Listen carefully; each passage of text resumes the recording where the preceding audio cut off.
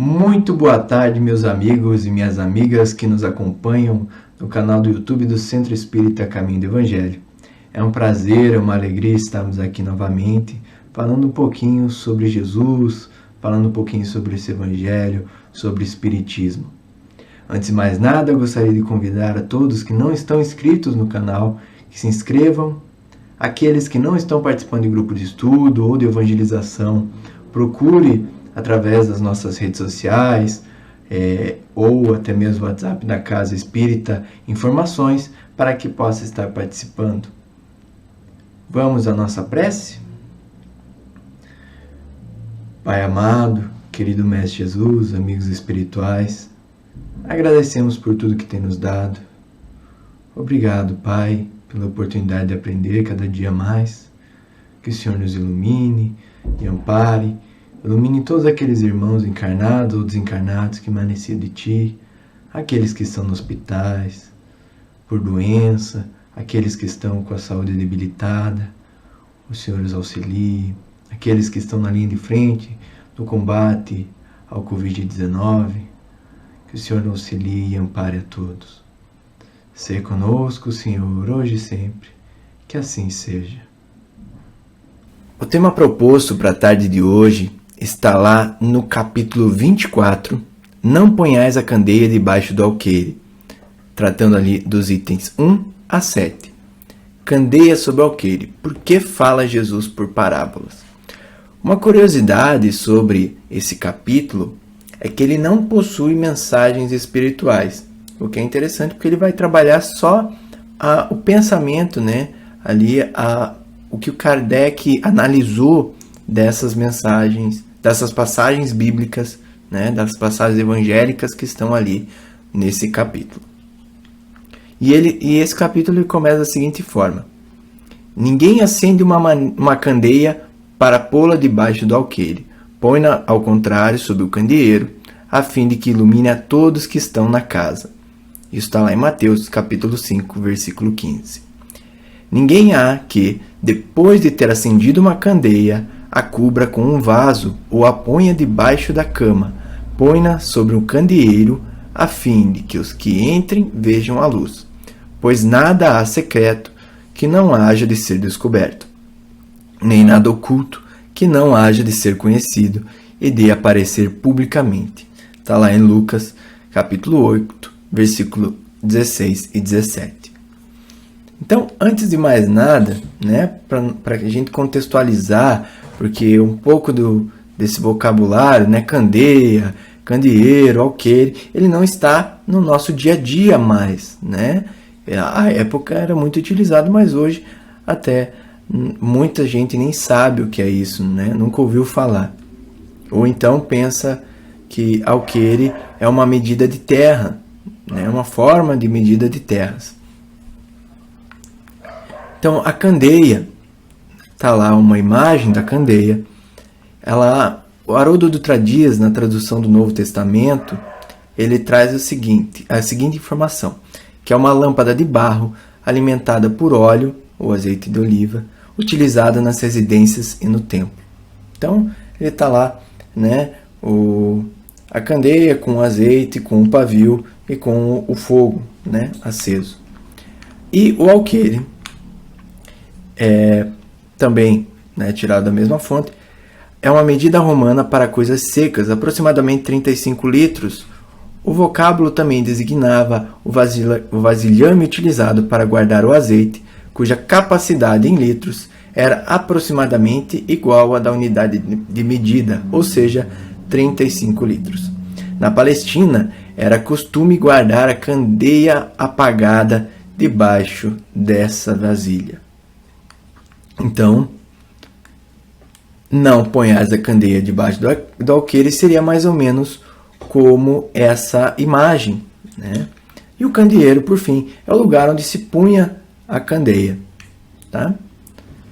O que é interessante nós analisarmos nessa passagem é essa questão da chama, Que essa chama seria ali a propagação do Evangelho, seria a divulgação dos ensinamentos de Jesus, da Boa Nova, né, como era chamado.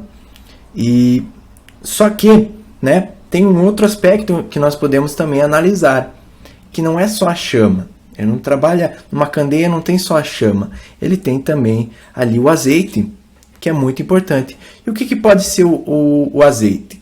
Nós podemos considerar o nosso interior, o nosso íntimo, que ele dá força, ele dá combustão para essa chama. E aí fica a primeira pergunta, assim, né, para a gente ir refletindo no restante dessa reflexão nossa da tarde de hoje, dessa palestra. Como que nós estamos utilizando os nossos recursos, né? Esse azeite, ele está sendo utilizado para acender o fogo, ou a nossa candeia está apagada, né? E outro ponto interessante é de que a candeia ela era utilizada para aclarar todo o ambiente, né? Então era ali um estímulo ao não egoísmo, né? Vamos pensar o seguinte: na época, vamos contextualizar a época, 2000 anos atrás, os ambientes, não existiam casas como existem hoje, que estão muito bem divididas, né? Apenas alguns palácios, era para poucos, né? A questão de uma arquitetura melhor, de uma estrutura melhor, né? Mas para grande parte da população era somente um ambiente. Então a candeia era utilizada para todo o ambiente. Olha só a importância então dessa candeia. E aí então, se essa candeia está debaixo do alqueire, ela não está sendo utilizada para o seu propósito, todo mundo fica sem a luz. Todos que estão ali naquele ambiente, eles ficam sem a luz. Então é um estímulo ao não egoísmo, é um estímulo à solidariedade, é um estímulo ao altruísmo, essa divulgação também evangélica.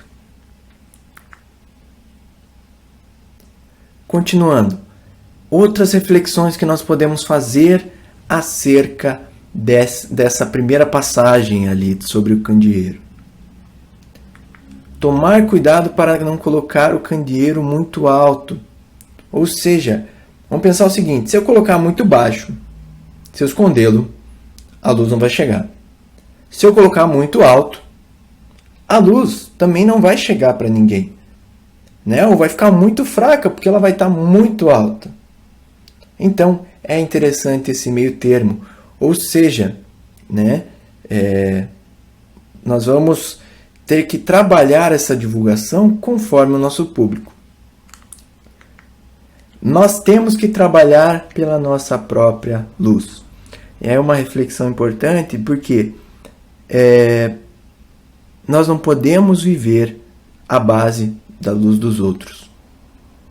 Tudo bem, é maravilhoso, né? Quem nunca gostou, né? Se sentiu muito bem por estar num ambiente onde tem ali pessoas iluminadas, né? É um ambiente gostoso, é um ambiente aconchegante, mas nós não podemos depender sempre dessas pessoas, porque quando chegarmos à espiritualidade, a gente não vai chegar com esse fogo, com essa chama da outra pessoa, com essa luz da outra pessoa, né? Nós temos que batalhar pela nossa própria luz, essa reforma íntima, para que nós possamos acender ali a divulgação. E a divulgação não é só pelas palavras, a divulgação é também, e é muito mais, pelo exemplo, né?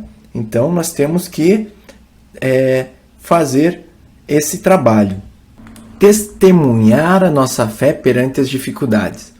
Aí entra uma outra questão: será que nós temos coragem, né?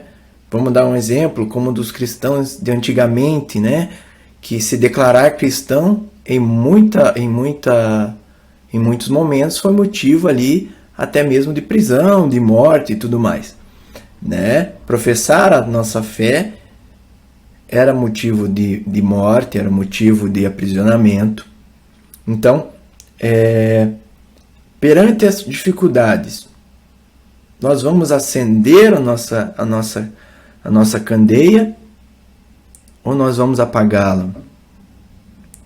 Como é que está essa questão da nossa fé? Como está a nossa luz durante o cotidiano, quando estamos em um ambiente, né, nós temos a tranquilidade, por exemplo, professar a nossa fé, né, falar que somos espíritas e tudo mais, ou não? Ou nós ficamos com o pé atrás, com medo de preconceitos da sociedade, daquele ambiente, temos receio de perder amigos por professar a nossa fé? Como é que estamos trabalhando essa iluminação? Né? Por fim, mas não menos importante, naturalmente, quando temos uma luz, somos convidados a clarear onde há escuridão. É como o exemplo do forno, né? Quando o forno só esquenta um ambiente se ele estiver quente por dentro. Então, quando ele está bem quente, ele começa a esquentar o resto do ambiente. A mesma coisa acontece com a gente. Quando nós estamos iluminados e muito bem abastecidos ali com o azeite, nós começamos a iluminar. E naturalmente começam a aparecer situações, começam a vir pessoas, né, no nosso ambiente, começam a conversar conosco, a trabalhar conosco questões de que às vezes elas estão ali numa escuridão interna e que nós estamos ali para auxiliar. Nós temos a condição de auxiliar e nós podemos auxiliá-las naquele momento. Isso acontece naturalmente, porque quando nós conseguimos sentir quando há pessoas boas e que podem nos auxiliar nos momentos de dificuldades. E isso acontece com todo mundo. Então, se nós estamos em condições de auxiliar alguém, essas pessoas vão chegar naturalmente até nós. E falando, essa questão de iluminação, é interessante de falar de luz, né? É interessante que nós façamos a seguinte questão. Em Mateus capítulo 5, nós voltemos ali um versículo. Essa passagem ela está lá no Sermão do Monte. Então, Jesus ele traz todo o ensinamento, traz um guia para nós quanto de atitudes, quanto ao que fazer aqui no mundo. E no versículo 14 ele traz: vós sois a luz do mundo, e não se pode ocultar uma cidade situada sobre o monte. Mas vamos focar ali no vós sois a luz do mundo. Então, olha o encadeamento do Evangelho, que daí ele traz que nós somos a luz e nós não podemos colocar essa luz debaixo da candeia. Essa divulgação, essa propagação do bem, que nós somos o bem, nós somos luz e nós temos que trazer luz para aqueles que estão ao nosso redor. E nós só conseguimos trazer luz estando sadios, estando sãos, estando bem e estando divulgando coisas boas, trazendo coisas boas. Então olha que interessante esse encadeamento de ideias. E aí, falando de Jesus, vamos ver o que o item 3 ele traz para nós. Aproximando-se, disseram-lhe os discípulos: por que lhes falas por parábolas? Respondendo-lhes, disse ele: é porque a vós outros foi dado conhecer os mistérios do reino dos céus, mas a eles isso não lhes foi dado, porque aquele que já tem, mais se lhe dará, e ele ficará na abundância. Aquele, entretanto, que não tem, mesmo o que tem, se lhe tirará. Falo-lhes por parábolas, porque vendo não veem, e ouvindo não escutam e não compreendem. E neles se cumprirá a profecia de Isaías, que diz: ouvireis com os vossos ouvidos e não escutareis, olhareis com os vossos olhos e não vereis.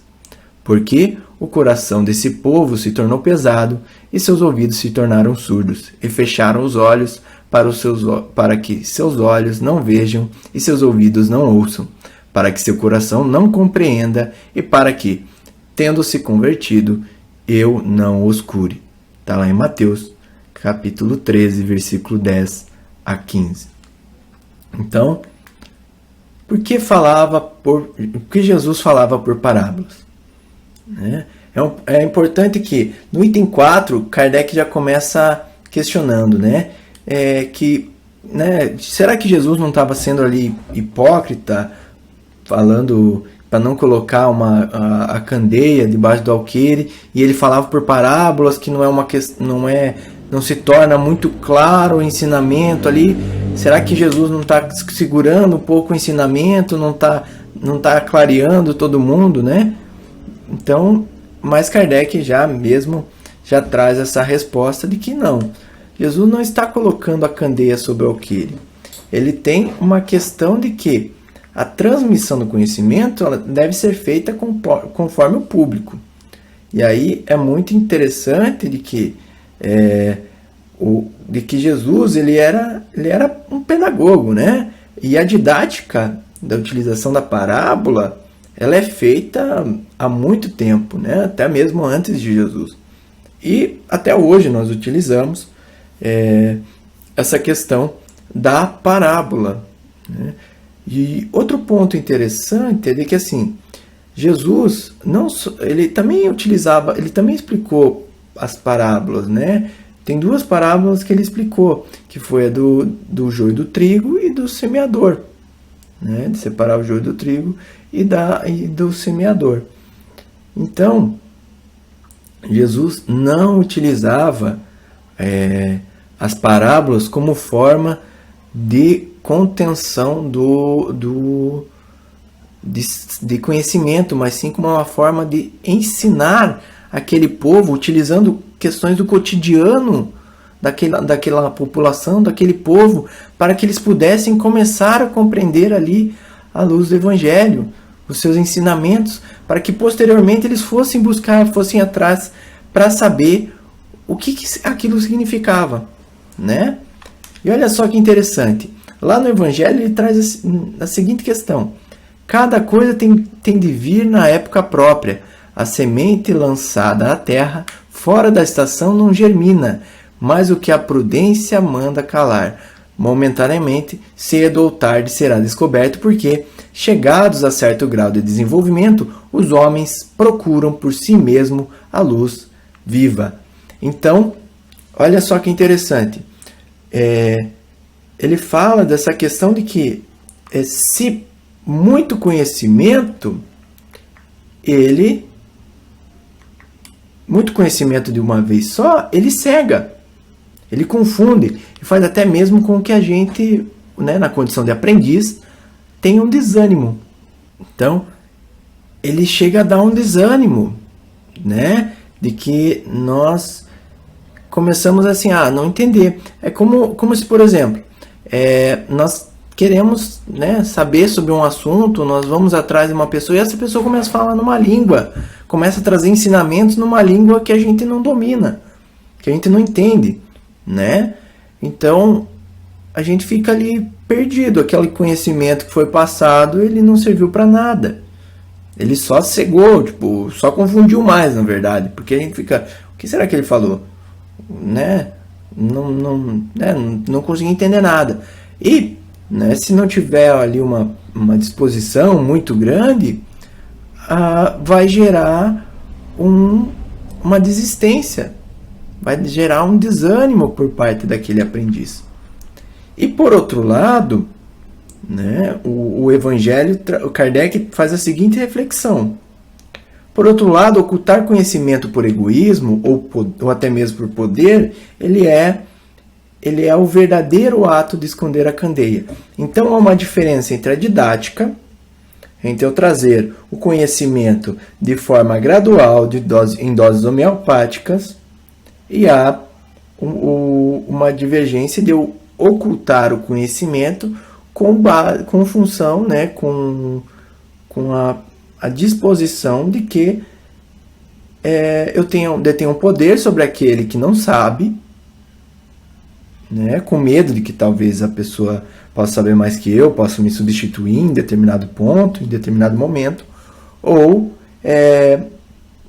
que aquela pessoa, ou por egoísmo, eu não quero explicar, eu já sei, eu estou aprendendo para mim, eu vou crescer porque eu sei demais, né? E todos nós sabemos, todos nós temos essa noção, e o Espiritismo nos traz muito bem essa questão de que o crescimento ele não é assim. O crescimento ele não é assim. Nós estamos numa sociedade justamente para que nós possamos trabalhar de maneira conjunta. Porque nenhum de nós tem a faculdade completa, tem as faculdades completas. Então, nós temos que trabalhar conjuntamente, nós temos que lutar contra o egoísmo, né, como feito a analogia anteriormente, para que nós possamos colocar a candeia à vista de todos, para iluminar a todos. Não podem existir mistérios absolutos, e Jesus está com a razão quando diz que nada há secreto que não venha a ser conhecido.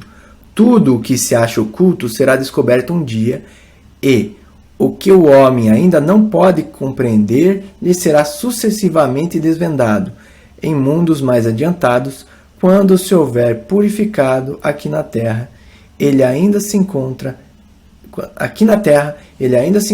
em pleno nevoeiro. Então, olha só, e aí é um ponto importante. Não é só a questão de que Jesus falou, né, trouxe todos os ensinamentos, mas será que a gente vai entender um dia? Vai. Né? Tudo aquilo que não pôde ser dito. E olha só que interessante essa análise de Kardec. Tudo aquilo que não pôde ser dito por Jesus ou ser explicado por Jesus, em algum momento, naturalmente, né, ele será revelado. Mas pode ser que, e aí é um ponto principal para a análise, é de que ele possivelmente não será aquele conhecimento puro, ele não será realizado aqui na Terra, porque aqui na Terra nós não temos condição ainda dessa compreensão, nós ainda estamos no nevoeiro, ainda temos um passo muito grande a dar para uma evolução espiritual quanto sociedade, quanto planeta e quanto indivíduo. Então, é importante lá. Jesus usava muito de parábolas para a parte abstrata do conhecimento. E aí, outra informação, né? Jesus, para trazer alguns ensinamentos que para nós hoje nós tentamos compreender, né? Ainda precisamos de auxílio, assim, né? Por exemplo, o Espiritismo traz um auxílio enorme para essa compreensão de algumas passagens de Jesus, né? Ele traz essa reflexão, traz essa explicação sobre algumas passagens de Jesus. Então Jesus, de tão difícil, tão complexo que era aquele pensamento, que era aquela questão a ser trabalhada, que ele utilizava de parábolas para trabalhar a parte mais abstrata. Vamos dar um exemplo prático. Quando nós vamos falar de Deus, na evangelização, por exemplo, quando nós trazemos para as crianças ali um pouquinho mais personificado, um Deus um pouco mais personificado, para começar a entender, compreender um pouco do conceito e tudo mais, e vamos trabalhando aos poucos, né, o conceito de Deus e tudo mais, até que nós possamos chegar no máximo, no nosso auge, quanto espíritos encarnados aqui na Terra, e que ainda é muito abstrato, que o conceito de Deus ainda nós não compreendemos de maneira íntegra, né?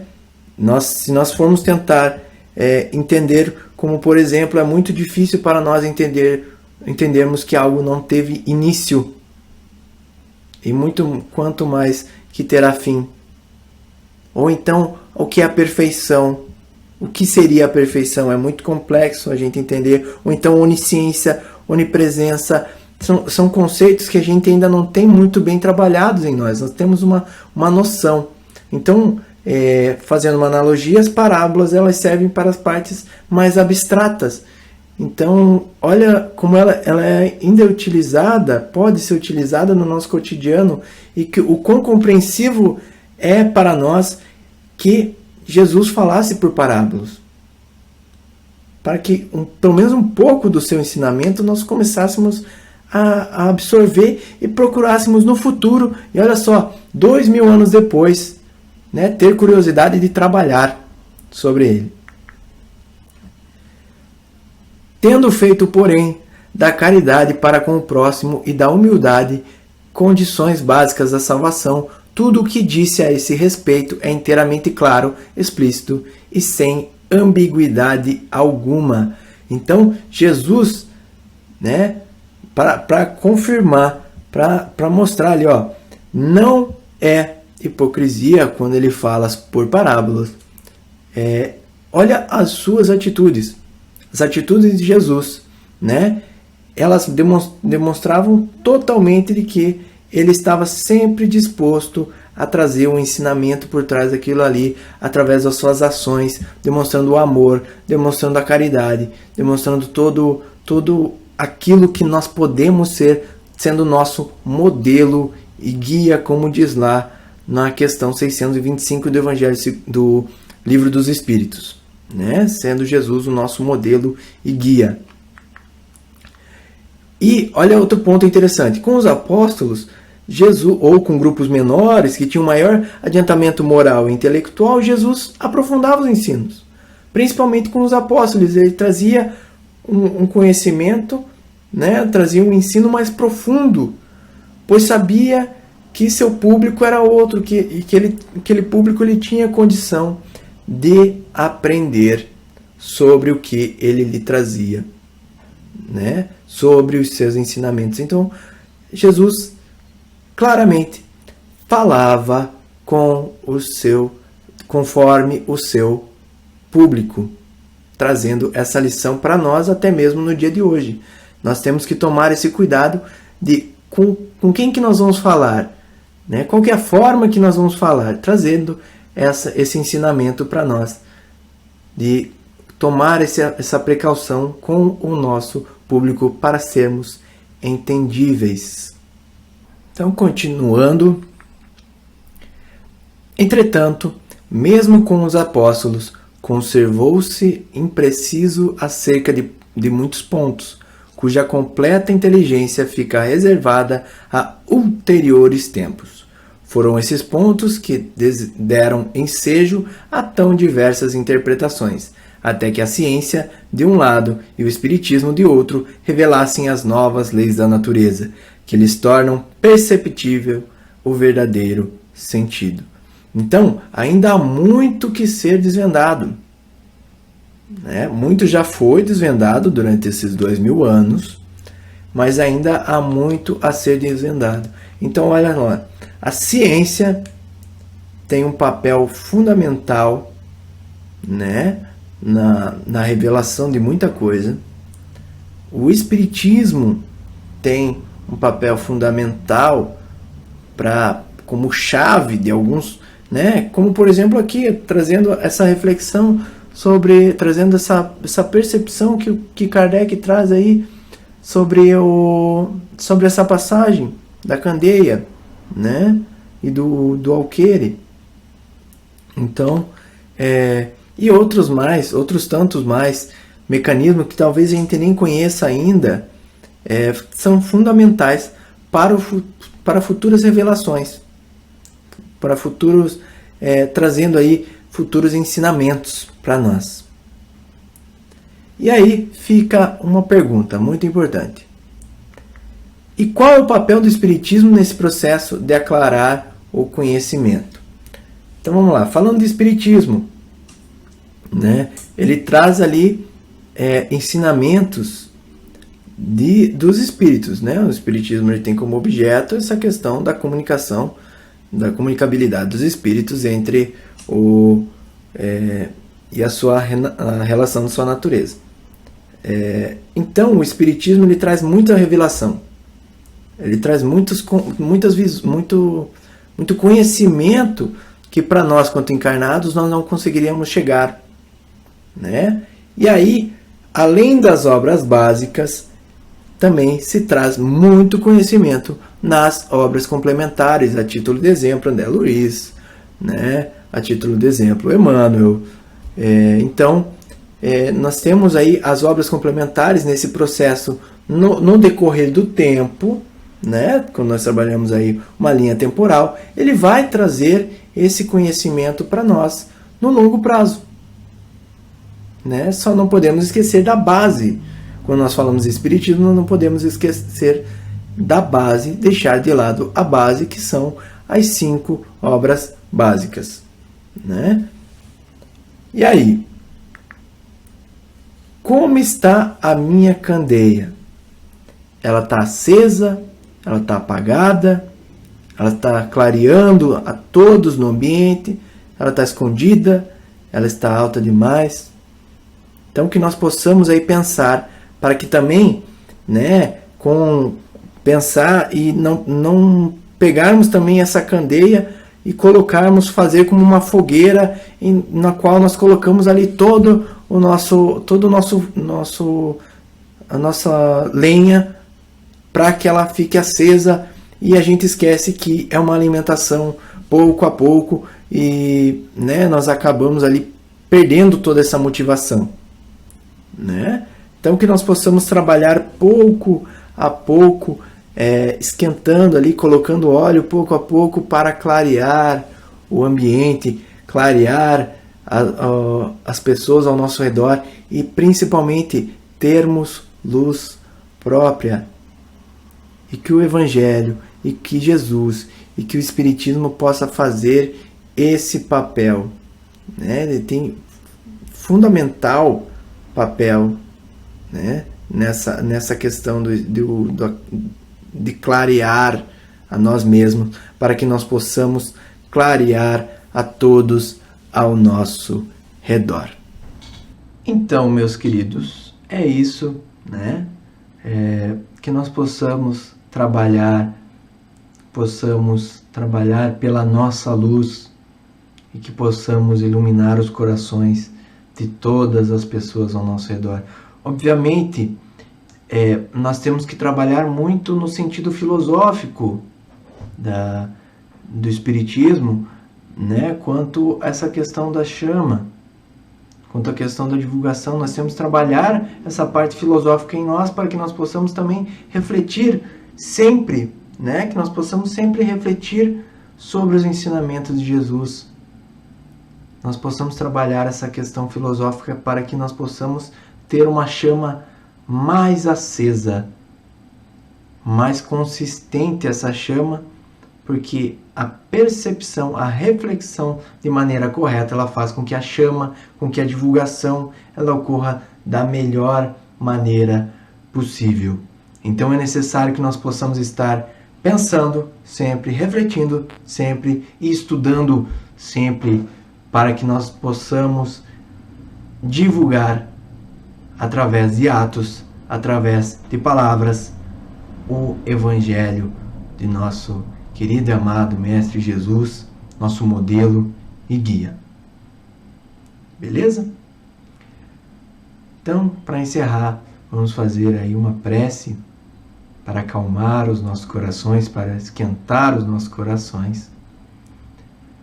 Pai amado, querido Mestre Jesus, amigos espirituais, agradecemos por tudo que tem nos dado, por ter nos dado a oportunidade de aprender a cada dia mais com esse teu Evangelho, com os teus ensinamentos, com o Espiritismo, para que possamos ser melhores, possamos estudar cada vez mais e evoluirmos, né, cada vez mais. Ampare, ilumine todos os nossos irmãos encarnados ou desencarnados que mais nascido em Ti, aqueles que estão passando por dificuldades, seja ela qual for, que o Senhor nos ilumine. Esteja conosco hoje e sempre, que assim seja.